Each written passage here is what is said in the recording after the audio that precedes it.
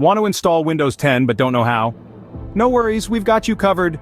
This video will guide you through the entire installation process step by step. Stay tuned to learn how to install Windows 10 in a few simple steps.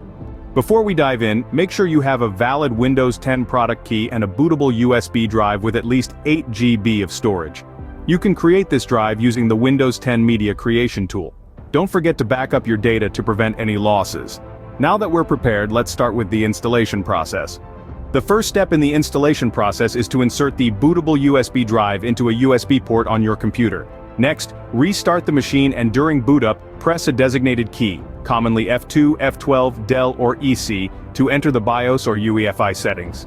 Here, set your computer to boot from the USB drive as the first device. Upon saving and exiting, your computer will boot from the USB. You'll then encounter the Windows setup screen. Choose your language, time, currency, and keyboard preferences and click Next. Then click Install Now. When prompted, enter your Windows 10 product key. Accept the license terms and click Next. Now select Custom, Install Windows Only, Advanced. Choose the partition where you want to install Windows, usually the largest one with enough free space.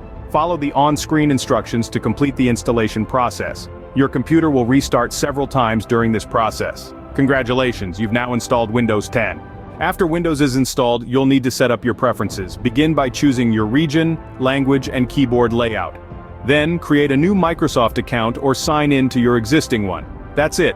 You've now set up Windows 10 on your computer. Now that Windows 10 is installed and set up, there are just a few more things to do.